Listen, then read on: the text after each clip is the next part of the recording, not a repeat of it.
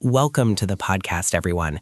Today, we are setting sail into the dark, churning waters of the Atlantic Ocean to explore what is undoubtedly the most famous, the most perplexing, and the most fiercely debated maritime mystery in recorded human history. I am talking, of course, about the Mary Celeste. It is a name that has become entirely synonymous with the term ghost ship. Even people who know absolutely nothing about nautical history or 19th century sailing vessels have heard the name Mary Celeste whispered in conversations about unexplained vanishings, the paranormal, and the deep, dark secrets of the sea. That is absolutely correct. The Mary Celeste is the ultimate locked room mystery, except the room is a 100-foot wooden brigantine floating entirely alone in the vast, unforgiving expanse of the Atlantic Ocean. It is a story that has captivated imaginations for over 150 years because it defies all logical explanation upon first glance. We have a ship found completely adrift, its sails partially set, its cargo of highly dangerous industrial alcohol almost entirely intact, 6 months' worth of food and water safely stowed in the galley, and not a single living soul on board. The captain, his wife, their 2-year-old daughter, and a crew of 7 highly experienced sailors had simply vanished off the face of the earth, leaving behind their worldly possessions, their untouched breakfasts, and a legacy of absolute bewilderment. And we are going to break down every single detail, every forgotten clue, and every single theory that has been put forward since that fateful day in December of 1872. We are going to look at the strict chronological timeline, the exact nature of the cargo, the personal biographies of the crew, and the bizarre, highly sensationalized Admiralty trial that followed the discovery of the vessel in Gibraltar. We are also going to strip away decades of maritime folklore, outright lies, and the embellishments added by none other than Arthur Conan Doyle, the creator of Sherlock Holmes, whose fictionalized account of this incident actually permanently altered how the public remembers the Mary Celeste. Because as we will see, the true historical facts of this case are infinitely more fascinating and deeply chilling than any fictional sea monster or ghost story could ever hope to be. Exactly. When you strip away the myths, like the completely fabricated stories of warm food still sitting on the galley table, or a cat found sleeping soundly on the deck, or blood-stained weapons left scattered about the captain's quarters, what you are left with is a highly technical forensic puzzle.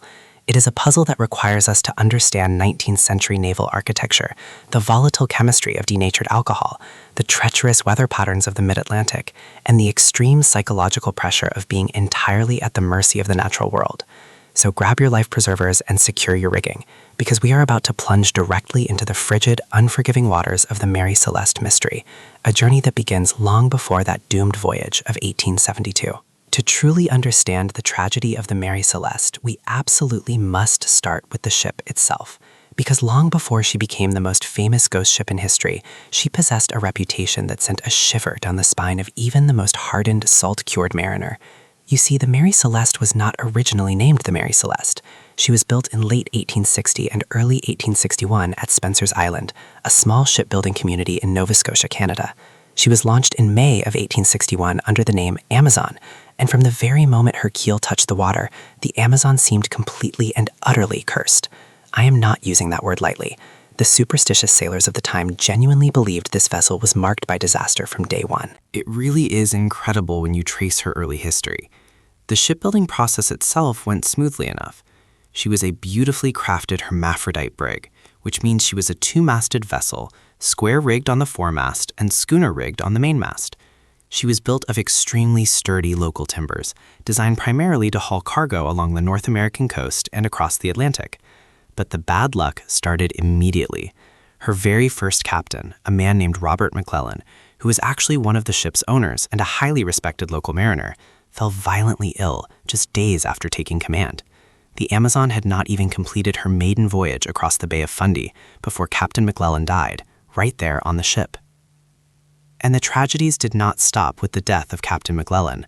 Under her next commander, the Amazon collided with fishing equipment in the narrow straits off the coast of Maine, causing severe damage. A few years later, under yet another captain, she was crossing the English Channel when she violently collided with another vessel, a 2-masted brig, which ultimately sank. The Amazon was heavily damaged in that incident as well, requiring extensive and costly repairs in a London dry dock. By this point, the maritime community was whispering that the ship was a jinx. Sailors are notoriously superstitious, and a ship with a history of a dead captain and multiple violent collisions was not a ship that men eagerly lined up to serve on. The bad luck culminated in the fall of 1867. The Amazon was driven completely ashore during a massive storm off the coast of Cape Breton Island. The damage was so extensive that her Canadian owners essentially threw their hands up in despair. They completely abandoned the vessel as a total catastrophic wreck to the insurance adjusters. They wanted nothing more to do with the jinxed ship. But the Amazon was eventually salvaged. She was purchased by an American businessman named Richard Haynes, who recognized that the core hull of the ship was still solid. Haynes invested heavily in the vessel, repairing the storm damage, widening her hull to increase her cargo capacity, and completely refitting her for transatlantic trade. In a blatant attempt to shake off her dark history and rebrand the cursed vessel, Haynes officially registered her as an American ship in New York and renamed her the Mary Celeste. The rebranding seemed to work, at least temporarily. The Mary Celeste operated fairly successfully for the next few years, passing through the hands of a consortium of prominent New York maritime investors, headed by a wealthy merchant named James H. Winchester. Winchester held the controlling shares of the ship, but it was common practice in those days for the captain of the vessel to also purchase a share of ownership. This ensured that the captain had a deep personal financial stake in the safe and profitable operation of the ship. And that brings us to the man who would take command of the Mary Celeste on her final fateful voyage, Captain Benjamin Spooner Briggs. Captain Benjamin Briggs is perhaps the most crucial puzzle piece in this entire mystery, because his character, his experience, and his profound professionalism directly contradict almost every single wild theory about why the ship was abandoned. Briggs was absolutely not some desperate, inexperienced rookie, nor was he a tyrannical sea captain prone to violence or irrational panic. He was born into a highly respected, multi-generational seafaring family in Marion, Massachusetts. The Briggs family produced no fewer than 5 sea captains. Benjamin had spent practically his entire life on the ocean, working his way up through the ranks to command several successful vessels before purchasing a 1/3 share of the Mary Celeste in 1872. Exactly. We have numerous letters and historical testimonies that paint a very clear picture of Captain Briggs. He was 37 years old, a devout Christian, and most importantly for this story, a strict, lifelong abstainer from alcohol. He simply did not drink, and he was known to run a very tight, highly disciplined, and morally upright ship. He was a devoted family man, deeply in love with his wife, Sarah, who often accompanied him on his voyages. For this particular trip to Europe in the autumn of 1872, Sarah joined him aboard the Mary Celeste, along with their beautiful 2-year-old daughter, Sophia. They left their older son, a 7-year-old named Arthur, back home in Massachusetts with his grandmother so he could attend school. So you have a highly competent, deeply responsible captain traveling with his beloved wife and toddler. This is not a man who would abandon his life's investment and his family's safety unless he was faced with an absolutely catastrophic life or death emergency. We must also examine the crew, because they were equally professional. Briggs hand-picked his crew in New York before departure. His first mate was Albert Richardson, a man Briggs knew well and trusted implicitly. Richardson was highly experienced and was married to the niece of James Winchester, the ship's primary owner. The second mate was Andrew Gilling, another capable seaman. The rest of the crew consisted of 4 German sailors, Volker Lorenzen, his brother Bas Lorenzen, Ariane Martens, and Gottlieb Gutzgott. All 4 Germans were known to be peaceful, hardworking, and highly skilled sailors, possessing excellent reputations in the tight-knit maritime community of New York. There were absolutely no known troublemakers, no known criminals, and no known tension among the crew. They were a solid, deeply reliable team assembled for a routine transatlantic cargo run. And that routine cargo run involved transporting a highly specific, highly dangerous payload. In late October of 1872, the Mary Celeste docked at Pier 50 on the East River in New York City. She was contracted by the company Meissner Ackerman and Company to transport 1,701 barrels of pure denatured industrial alcohol to Genoa, Italy. This alcohol was intended to be used in the fortification of Italian wines. It is absolutely crucial to understand the nature of this cargo. Denatured alcohol is extremely volatile, highly flammable, and emits toxic fumes that can be deadly if inhaled in a confined space. It was considered a very dangerous cargo, requiring careful handling and constant ventilation. The barrels were loaded into the ship's hold, the hatches were battened down, and Captain Briggs prepared his ship for the long, arduous crossing of the turbulent November Atlantic. It is fascinating to note the timeline of their departure because they were delayed significantly by foul weather. The Mary Celeste originally tried to leave New York Harbor on November 5th, but terrible squalls and opposing winds forced Captain Briggs to drop anchor just off Staten Island for 2 full days. It was not until November 7, 1872, that the weather finally cleared enough for the Mary Celeste to slip past Sandy Ack and enter the open waters of the Atlantic Ocean. That exact same week, another ship, a British brigantine called the Dei Gratia, was also loading cargo in New York Harbor, preparing for a very similar voyage across the Atlantic toward the Strait of Gibraltar.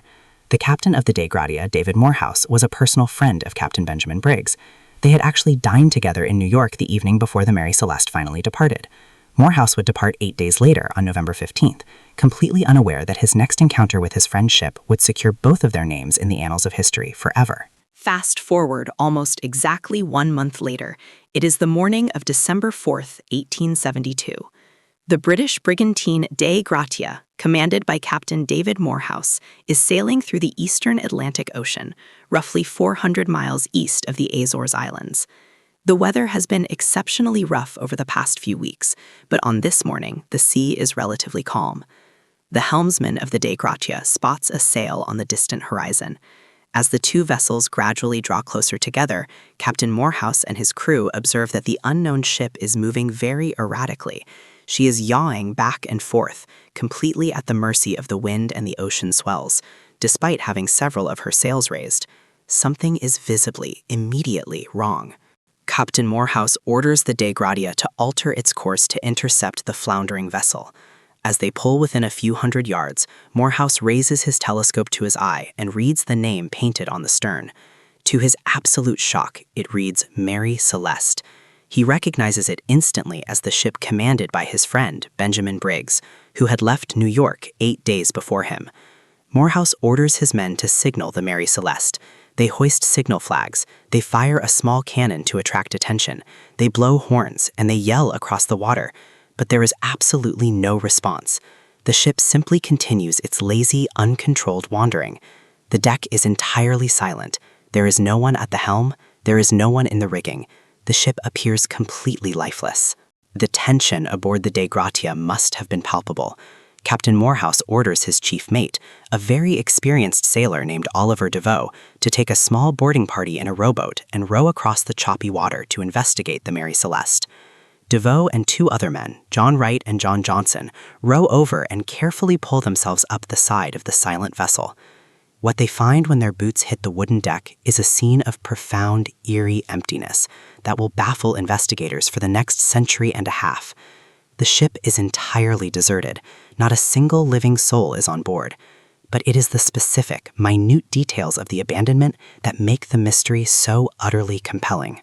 Oliver Deveau was a meticulous man, and his subsequent testimony provides the most accurate, historically reliable description of the crime scene, so to speak. Let's start with the ship's rigging and the sails. Several of the sails were completely blown out or hanging in shreds, indicating the ship had recently passed through a severe squall or storm.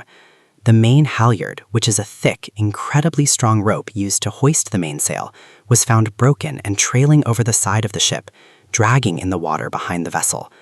The ship's single lifeboat, a small yawl that was normally lashed securely across the main hatch, was completely gone. The chocks where the yawl was stored were empty, and the lashings had been undone, strongly suggesting that the boat was deliberately launched, not washed overboard by a rogue wave. So the crew launched the lifeboat, but why? Was the ship sinking? Deveau immediately checked the ship's hold to assess her seaworthiness. Using a sounding rod, he discovered approximately 3.5 feet of water sloshing around in the bottom of the hold. Now, to a landlubber, 3.5 feet of water sounds absolutely terrifying, but to an experienced mariner like Oliver Deveau or Benjamin Briggs, 3.5 feet of water in a wooden ship of that size, especially after rough weather, is perfectly manageable.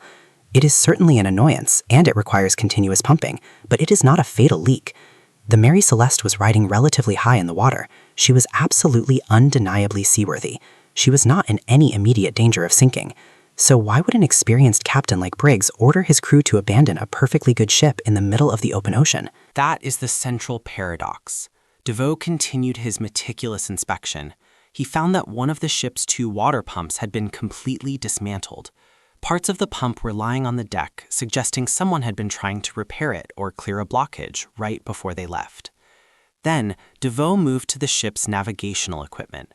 The ship's compass, housed in a protective wooden stand called a binnacle, had been violently knocked out of its place, and the protective glass covering the compass face was completely smashed. More importantly, the ship's chronometer, a highly sensitive and expensive timekeeping device crucial for calculating longitude, was missing. The ship's sextant was also missing. The ship's register and the captain's navigation books were gone. This explicitly proves that the departure was an organized evacuation. Captain Briggs took the time to grab his most vital navigational instruments before getting into the lifeboat. But while the navigational instruments were gone, almost everything else was left completely untouched. DeVoe entered the captain's cabin and the crew's quarters. He found an extraordinary scene of interrupted daily life. The personal belongings of the crew, including their heavy sea boots, their foul-weather oilskin jackets, and their smoking pipes, were all left behind. Sailors almost never abandon their sea chests, which contain their life savings and survival gear. In the captain's cabin, Sarah Briggs' Melodian, a small pump organ, was sitting quietly. Her sewing machine was there, the child's toys were neatly put away. The captain's incredibly valuable gold locket was still resting in his desk drawer. There was no sign of a struggle, no sign of violence, and absolutely nothing of value had been stolen. We must take a moment here to officially debunk the most persistent, ridiculous myths about the Mary Celeste. You will read on various internet forums or in cheap paperback books that the boarding party found half-eaten meals still warm on the table, or a cup of tea still hot to the touch, or a cat peacefully sleeping on a sailor's bed. These are absolute, complete fabrications. Oliver DeVoe explicitly testified that the galley was in a state of general disarray, the stove was stone cold, and while there were 6 months' worth of provisions safely stowed away, there was no food currently being prepared or sitting out. There were no warm breakfasts. These sensational details were invented by journalists and fiction writers decades later to make the story sound spookier. The reality of the cold, damp, silent ship is much more grounded in reality, but no less terrifying. The final, most crucial piece of evidence found on the ship was the daily logbook, which was left behind in the mate's cabin. The last written entry in the logbook was dated November 24, 1872, and an additional slate used for temporary navigation notes had an entry dated November 25th at 8 a.m. That final note recorded the ship's position near the island of Santa Maria in the Azores. The Dei Gratia found the Mary Celeste on December 4th. This means that for at least 9 full days and for roughly 400 miles, the Mary Celeste had been sailing completely alone, unmanned, slowly drifting eastward toward the coast of Portugal. The crew had survived the journey across the Atlantic, made it all the way to the Azores, and then suddenly, at 8 a.m. on a Monday morning, something forced them to evacuate the ship so rapidly that they left their heavy coats behind, but had enough presence of mind to take the sextant. And we must also look at the massive cargo of industrial alcohol. DeVoe ordered his men to inspect the hold. Out of the 1,701 barrels of highly volatile denatured alcohol, 9 barrels were found completely empty. The rest of the cargo was in perfect condition. The main cargo hatch was discovered unbattened and lying upside down on the deck. Why would the heavy main hatch be removed in the middle of the ocean? Why were 9 barrels empty? These are the physical clues that investigators and modern historians have agonized over. You have a missing lifeboat, a broken main halyard dragging in the sea, a dismantled water pump, a smashed compass, missing navigation tools, abandoned winter clothing, a removed cargo hatch, and 9 empty barrels of explosive alcohol. This was the exact puzzle presented to Oliver DeVoe as he stood on the silent deck on December 4, 1872. Upon realizing the sheer magnitude of the situation, Captain Morehouse of the Dei Gratia faced a massive logistical challenge. He could not simply leave a massive, highly valuable ship floating as a hazard to navigation. Furthermore, maritime salvage laws of the 19th century dictated that anyone who successfully rescued an abandoned ship and brought it safely to port was entitled to a substantial financial reward, often up to half the value of the ship and its cargo. The combined value of the Mary Celeste and her cargo of alcohol was estimated at around $46,000, which translates to well over $1 million in today's money. This was an incredibly lucrative opportunity. Morehouse ordered his chief mate, Oliver Devoe, and 2 other men to sail the Mary Celeste themselves, following the Dei Gratia the remaining 600 miles to the British port of Gibraltar. It took them nearly 2 weeks of exhausting, terrifying sailing with skeleton crews on both ships, but they finally arrived in Gibraltar on December 13, 1872. The arrival of the ghost ship immediately caused a massive sensation. The British authorities immediately impounded the Mary Celeste and initiated a Vice Admiralty Court salvage hearing to determine the payout for the Dei Gratia crew. This hearing was overseen by the Attorney General of Gibraltar, a man named Frederick Solly Flood. Solly Flood was notoriously arrogant, highly suspicious, and prone to extreme paranoia. He immediately, and without a shred of initial evidence, suspected that foul play was involved. He became utterly convinced that a gruesome crime had occurred on the high seas. Solly Flood was determined to prove his murder theory. He ordered a meticulous, incredibly invasive forensic inspection of the vessel. He hired an experienced diver to examine the exterior hull below the waterline, looking for evidence of a collision or intentional sabotage. The diver found the hull to be completely intact, eliminating the possibility that the ship had struck a reef. Solly Flood then brought in a surveyor named John Austin to examine the interior. Austin noticed what he believed were dark reddish-brown stains on an ornamental sword found in the captain's cabin, and similar stains on the ship's wooden deck. Solly Flood triumphantly declared these stains to be the blood of the murdered captain and his family. Solly Flood began spinning wild, unsubstantiated theories in the open courtroom. First, he suggested that the crew of the Mary Celeste had secretly gotten drunk on the cargo of alcohol, mutinied, brutally murdered Captain Briggs and his family, and then fled in the lifeboat. When it was pointed out that the cargo was industrial denatured alcohol, which is highly toxic and would quickly blind or kill anyone who drank it, Solly Flood pivoted his theory. He then publicly accused Captain Morehouse and the crew of the Dei Gratia of being pirates. He theorized that the Dei Gratia had intercepted the Mary Celeste, the crew of the Dei Gratia boarded the ship, slaughtered everyone on board, threw their bodies into the ocean, and then towed the ship into Gibraltar, claiming it was a salvage operation just to steal the insurance money. The accusation against Morehouse and his crew was profoundly insulting and completely lacking in logical evidence. The 2 ships had left New York 8 days apart and taken slightly different routes. The mathematical probability of the Dei Gratia intentionally hunting down and intercepting the Mary Celeste in the vast expanse of the open Atlantic was effectively 0. Furthermore, Solly Flood's so-called blood evidence completely fell apart under scientific scrutiny.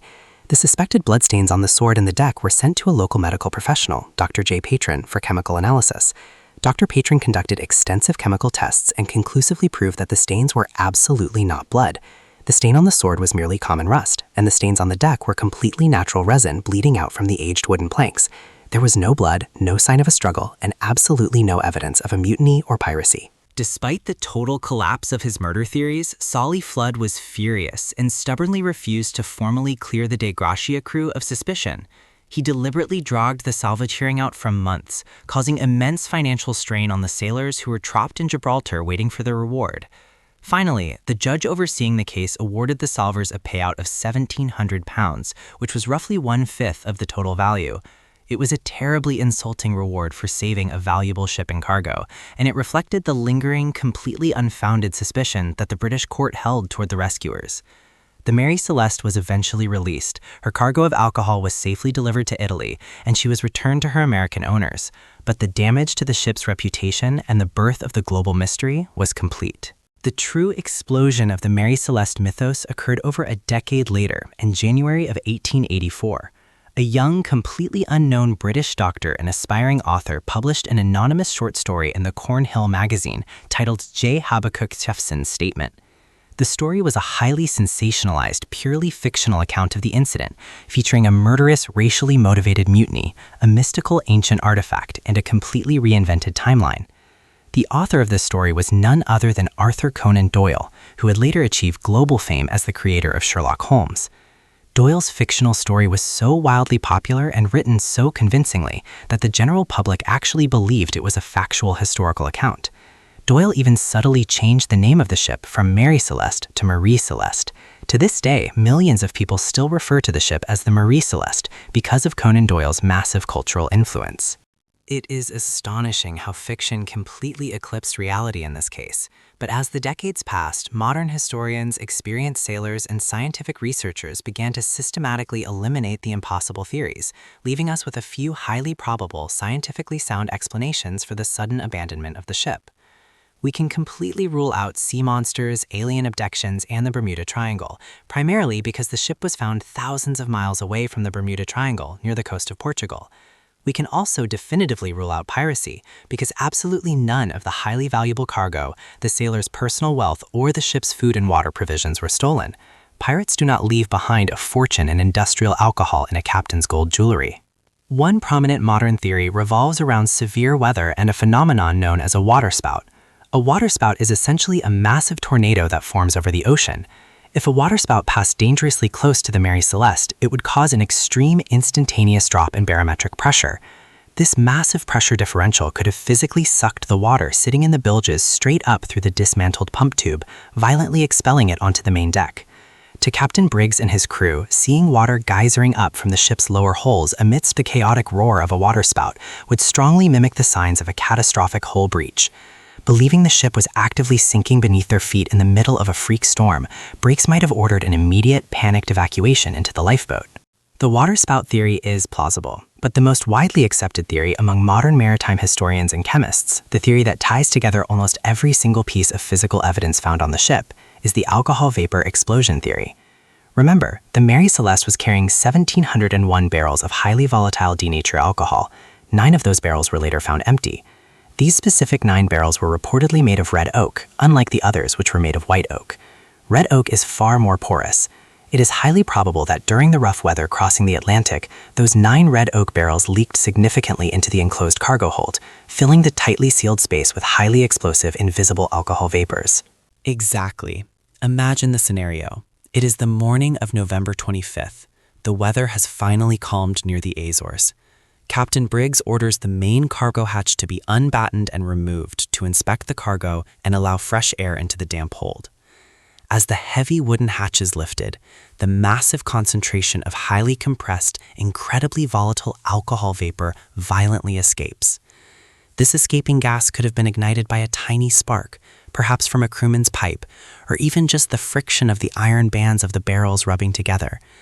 This would create a phenomenon known as a fuel-air explosion, or a flash fire. A massive, terrifying wall of invisible blue flame would violently erupt upwards out of the cargo hatch, instantly consuming the oxygen in the space and producing a massive pressure wave. In 2006, a brilliant chemist named Dr. Andrea Sella from University College London actually built a scale replica of the Mary Celeste's cargo hold to test this exact theory. He used butane gas to simulate the leaked alcohol vapors and ignited it. The result was exactly as predicted, a massive, terrifying pressure wave explosion and a brief flash of intense fire. But the most crucial discovery of the experiment was that the specific type of flash fire burns so rapidly and at such a specific temperature that it does not scorch wood or leave behind any black soot or burning embers. It literally explodes, terrifies everyone in the vicinity, and then vanishes instantly. This perfectly explains why the boarding party found the main hatch removed, 9 empty barrels, but absolutely no burn marks or fire damage anywhere on the wooden ship. So let us put the final, most logical timeline together based on this incredible scientific evidence. The hatch is opened. A terrifying, thundering explosion of blue fire violently erupts from the hold. Captain Briggs, knowing his ship is packed with 1,700 more barrels of what amounts to liquid dynamite, assumes the entire vessel is seconds away from blowing completely to splinters. In absolute terror for the lives of his wife, his child, and his crew, he orders an immediate, instantaneous evacuation. There is no time to grab warm coats or personal belongings. He grabs the essential navigation tools, they all pile into the small yawl, and they launch it into the water. But they do not intend to leave forever. They use the incredibly thick, incredibly strong main halyard rope to attach the small rowboat to the Mary Celeste, acting as a tow line. They intend to trail behind the ship at a safe distance, waiting to see if the ship burns. And this is where the final tragedy occurs. The explosion was just a flash fire. The ship does not burn. The ship is perfectly safe. But the crew is now sitting in a tiny, fragile rowboat being towed behind a massive 98-foot sailing ship. Suddenly, the wind picks up. The sails of the Mary Celeste catch the heavy ocean breeze, and the massive ship surges forward with incredible power. The sudden, violent tension on the thick tow line is too much for the ropes or the small boat to handle. The tow line snaps violently, which perfectly explains why the broken main halyard was found trailing in the water. The Mary Celeste sails away, entirely on her own, leaving Captain Briggs, his family, and his crew stranded in a tiny open boat in the middle of the vast Atlantic Ocean.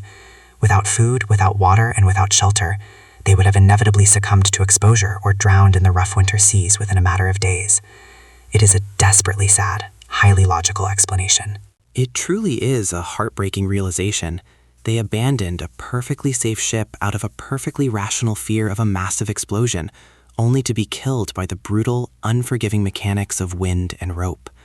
And the Mary Celeste herself, the ship that survived, met a thoroughly disgraceful end. She sailed under various captains for another 12 agonizing years, constantly plagued by her reputation as a cursed ghost ship. Finally, in 1885, her final captain, a deeply corrupt man named Gilman C. Parker, deliberately and intentionally wrecked the Mary Celeste by smashing her into a coral reef near Port-au-Prince, Haiti. He did this purely to commit insurance fraud, attempting to claim an inflated payout on worthless cargo. Parker was put on trial for barratry, which is the intentional destruction of a vessel, but he died before he could be convicted. The shattered wooden bones of the Mary Celeste were left to rot on the Rochelaw Reef, slowly dissolving into the Caribbean Sea, taking the final physical remnants of the mystery down with her. The destruction of the ship brings a deeply cynical end to a profoundly tragic story. The Mary Celeste was not haunted by ghosts, she was not attacked by mythical krakens, and her crew was not slaughtered by mutineers or pirates. She was simply a vessel caught in a terrifying confluence of volatile chemistry, brutal weather, and incredibly tragic human panic. Yet, despite having highly logical, scientifically backed explanations today, the legend simply refuses to die. The romantic, terrifying image of a fully rigged ship sailing silently across the empty ocean without a single soul on board is an image that bypasses human logic and taps directly into our primal fear of the unknown. Absolutely. We are terrestrial creatures, and the deep ocean will always represent a terrifying, uncontrollable void to us.